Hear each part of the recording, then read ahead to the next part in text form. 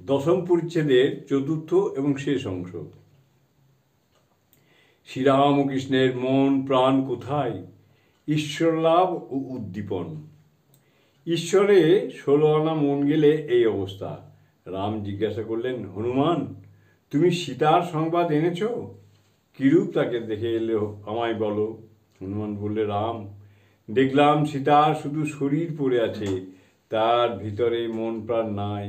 সীতাই মন প্রাণ যে তিনি তোমার পাদপদ্মে সমর্পণ করেছেন, তাই শুধু শরীর পড়ে আছে, আর কাল যম আনাগোনা করছে। কিন্তু কি করবে, শুধু শরীর, মন প্রাণ তাতে নাই। যাকে চিন্তা করবে তার সত্তা পাওয়া যায়। অহর্নিশি ঈশ্বর চিন্তা করলে ঈশ্বরের সত্তা লাভ হয়। লুনের পুতুল সমুদ্র মাপতে গিয়ে তাই হয়ে গেল। বই বা শাস্ত্রের কি উদ্দেশ্য? ঈশ্বর লাভ।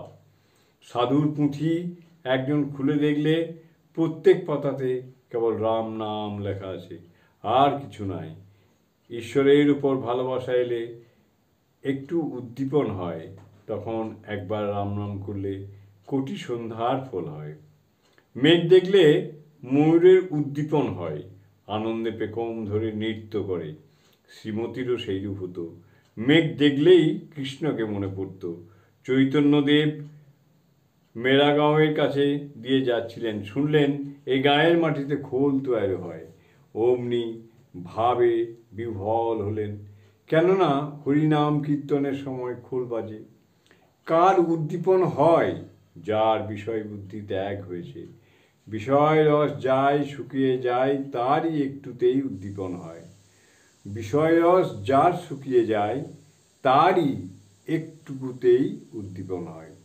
দেশলাই ভিজে থাকলে হাজার ঘষও জ্বলবে না। জলটা যদি শুকিয়ে যায়, তাহলে একটু ঘষলেই দপ করে জ্বলে ওঠে। ঈশ্বর লাভের পর দুঃখে মরণে স্থির বুদ্ধি ও আত্মসমর্পণ। দেহের সুখ দুঃখ আছেই, যার ঈশ্বর লাভ হয়েছে সে মন প্রাণ দেহ আত্মা সমস্ত তাকে সমর্পণ করে।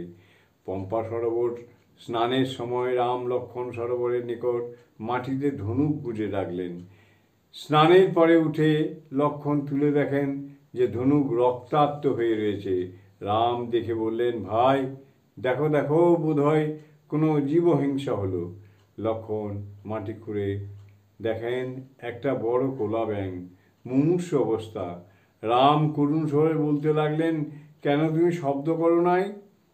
আমরা তোমাকে বাঁচাবার চেষ্টা করতাম। যখন সাপে ধরে তখন তো খুব চিৎকার করো। ভেক বললে, রাম, যখন সাপে ধরে তখন আমি এই বলে চিৎকার করি, রাম রক্ষা করো, রাম রক্ষা করো। এখন দেখছি রামই আমায় মারছেন, তাই চুপ করে আছি। ওম স্থাপকায় চ ধর্মস্য সর্বধর্মস্বরূপিণে অবতার বরিষ্ঠায় রামকৃষ্ণায় তে নমঃ। আশিস রামকৃষ্ণ কথামৃত পাঠ এখানেই সমাপ্ত করলাম। জয় ঠাকুর, জয় ঠাকুর।